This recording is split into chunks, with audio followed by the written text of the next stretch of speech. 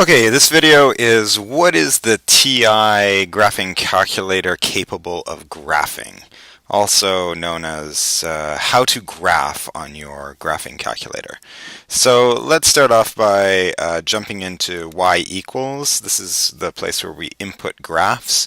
And let's just start off by taking x plus 5. And as you watch this, it's probably a good idea to have a graphing calculator around. Hopefully it's a similar model. The inputs are very similar on the different TI models. And do this, follow along with this video. So if you just simply hit graph now, it will try its best to graph that function, and here you can see the line. If you want to graph more than one thing, you're welcome to do that as well. There's room to put in a few different graphs, but there's some other things we can do with this graph before we move on. So if I go back to that graph table, I can see it. If I want to know the table of values for this graph, I can go into this table feature, which is the yellow one, so hit the yellow button, and I can actually see if you have an x value of 0, that on that graph there's a y value of 5, and this table is scrollable, so I can actually move up and down it. And not only is it scrollable, it's editable, and by that I mean you can do things like, instead of these jumping up by 1, you can make the jumps different, and that's in this table setup.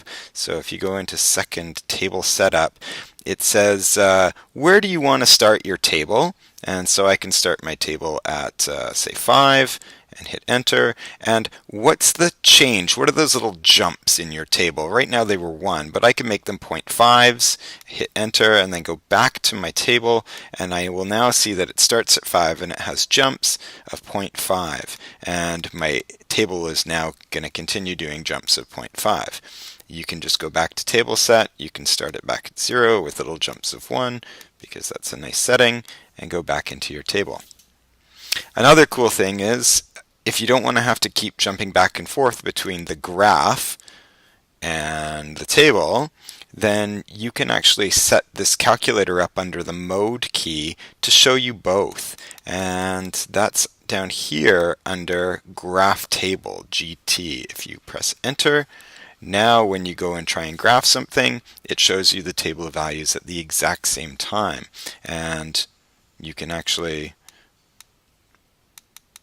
moving around on this graph, so I'm interacting with this graph. If I want to interact with the table, I go over to table, and now I can interact with the table. So you can interact with one part or the other, but you'll see both parts. Let's leave that up here and jump back over to y equals and go down and graph another equation. Let's do x squared. So I can either use this little, or I could use this key here to get the squared, and let's graph that. And now I have, I can only see the table of values for the y1 equation, which is the line y1, but I can actually see the graph for both equations. I'm going to go back to giving myself in my mode just the full screen so we can really see that graph. And there's the line, and there's the second graph that I put in. You see that it did the line first, then it did the other graph. That's under mode, and that's under this area of sequential versus simultaneous. If I change this to simultaneous, it will graph both those graphs at the same time. So here they come, and there they go. Just a neat little thing that you can do as well. If I don't know which is which, I can go into y equals, and I can actually go to the other side of the equal sign here, and if I hit enter I can get some different things. So the first one that I get is, it looks like a bolder line, and when you graph it, that's exactly what you get. You get a much bolder line. You can also change that. You can play around with it. You can change it to shading above or shading below, a little turtle that follows along and leaves a trail, a little turtle that doesn't leave any kind of a trail, and a dotted line, and you can see the differences. Sometimes the resolution isn't amazing on these calculators, but this one here is actually a dotted line this time. And that gets really useful when you have three things that you want to graph. Say I've got x squared plus 10, and so now I should have three things on my graph, and I don't. And that's because you are looking at a portion of this screen that is just a portion of the Cartesian plane. If you want to see more, then you need to like zoom out somehow and see some more. So there are some zoom features. I actually don't recommend using the zoom features very often. There's some good ones in there, but I like to think about that on this list of zoom features, they should have zoom think. And zoom think is really go into your window settings on your graph, so and think about what x values and y values do you want. So the input values of -10 to 10 aren't too bad in this case, but it's the output values.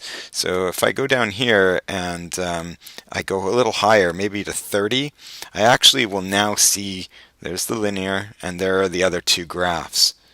And so the graph was just off the screen because it only went to 10 high before, and now I've gone to 30 high. So this scale is from -10 to 10. This is -10. There's 10, and I just missed seeing the graph, and now it's 30. And that's because if you know anything about transformations, this is a graph that's up by 10. And so it was just off the graph. So you can play around with the window settings to see these graphs as well. Let's clear those out and take a look at a different graph. So just clear, clear, clear.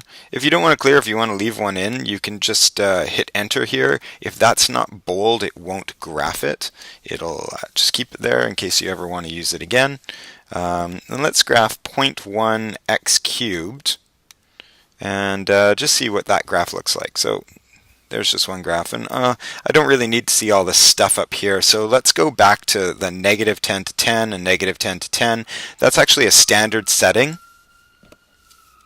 In fact, it's so standard that under the zoom key there is number 6 called zoom standard, which will go back to -10 to +10 in the x and -10 to +10 in the y, and there's this graph. And you can kind of see that the graph comes up and it crosses this x-axis somewhere and it keeps going back up. You can actually find out exactly where it crosses that x-axis by using the calculate feature of this graphing calculator. So second calc. This will allow you to do a whole bunch of different things, but one thing it'll allow you to do is find zeros.